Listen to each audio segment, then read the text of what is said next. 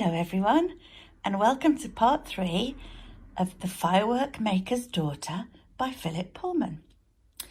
In part 2, we learned that Lila is in danger because she doesn't have a flask of magic water from the Emerald Lake. But what colour is an emerald lake? I will tell you at the end of this video.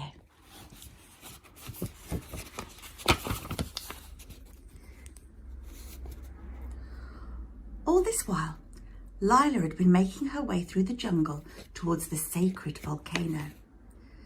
Mount Merapi lay far to the north, and she had never seen it until late that afternoon she came to a bend in the jungle path, and she found herself beside the river. The size of the great mountain made her gasp. It was far away on the very edge of the world, but even so it reached halfway up the sky, with the bare sides rising in a perfect cone to the glowing crater at the top. From time to time, the fire spirits who lived there rumbled angrily underground and threw boiling rocks high into the air.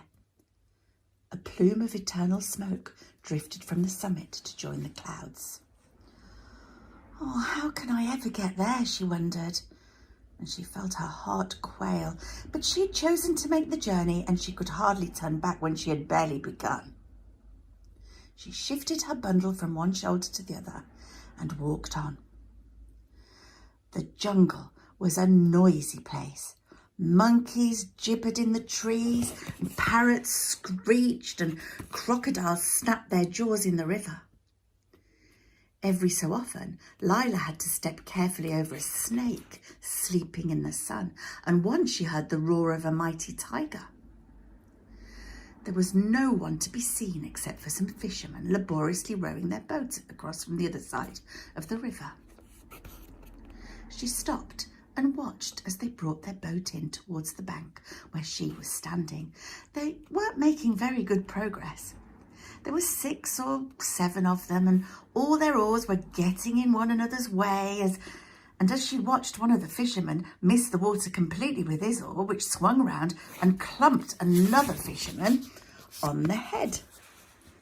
That fisherman turned around and punched the first one, who fell off his seat with a squeal and dropped the oar in the water. One of the others tried to grab it, but instead he fell out the boat, which rocked so violently that the others all cried out in alarm and grabbed the sides.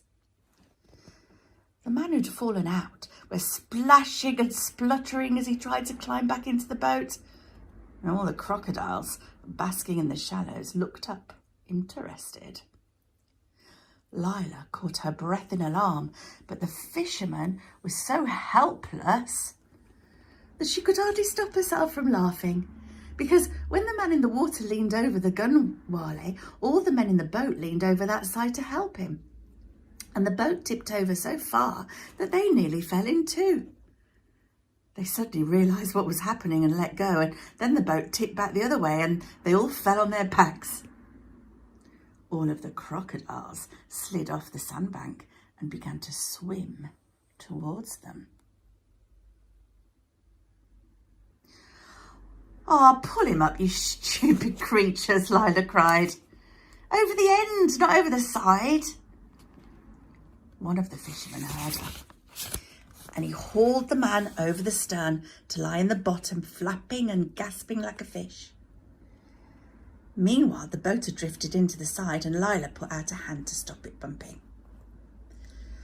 As soon as they saw her, the fishermen nudged one another. "Look," said one. "Go on," muttered one of them. "You ask her." "No, it was your idea. You do it." "It wasn't me, it was Chang." "Well, he can't say anything, he's full of water." Finally, one of them snorted with impatience and stood up, making the boat rock alarmingly. He was the stoutest man in the boat and by far the most impressive, for he wore an ostrich plume nodding in his turban, an enormous black moustache, and a tartan sarong.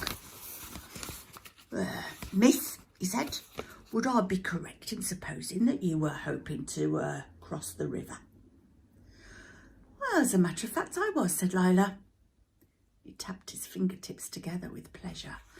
And, would I also be correct in supposing that you had a little money? A little, yes, said Lila. Could you take me across? I'll pay you. Look no further, he said proudly. Rambashi's river taxi is at your service.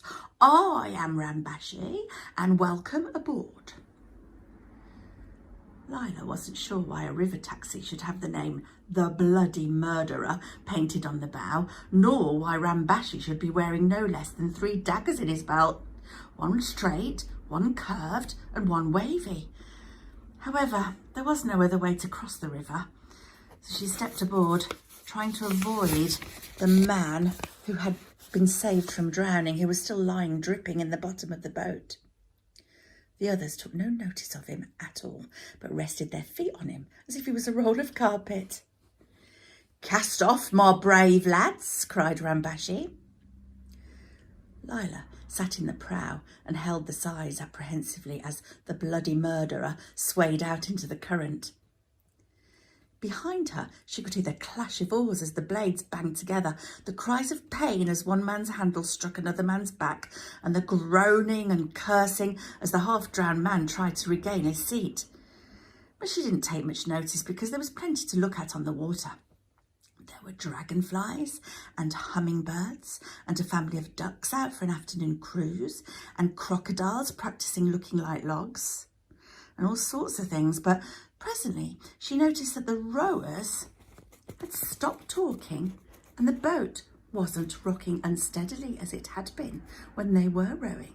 In fact, it was drifting. And the oarsmen weren't entirely silent either. She could hear whispers. You tell her. No, I don't want to. It's your turn. You've got to. You said you would. Let Chang do it. It's about time he did something. No, he's not fierce enough. You do it. Lila turned around. Oh, for goodness sake, she said, why? But she didn't finish the sentence because of the sight that met her eyes.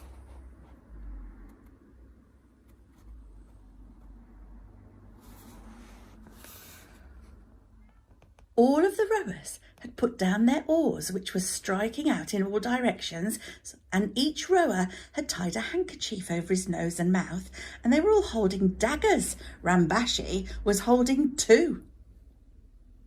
They all jumped slightly when she turned around. Then they looked at Rambashi.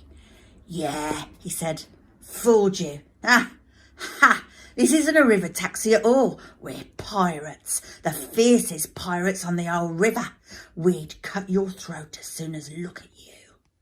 Yeah, and drink your blood, one whispered. Yeah, and drink your blood, all of it. Hand over your money, come on. He waved his dagger so vigorously that the boat rocked and he nearly fell out. Lila almost laughed.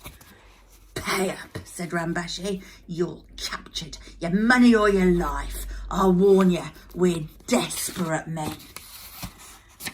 And that is where we will stop the story for today. Did you find out what colour an emerald lake would be? It would be green. Why not challenge yourself to find out the colours of all the precious stones that come out of our beautiful earth? And I will see you in a couple of days for more from this story. Bye bye.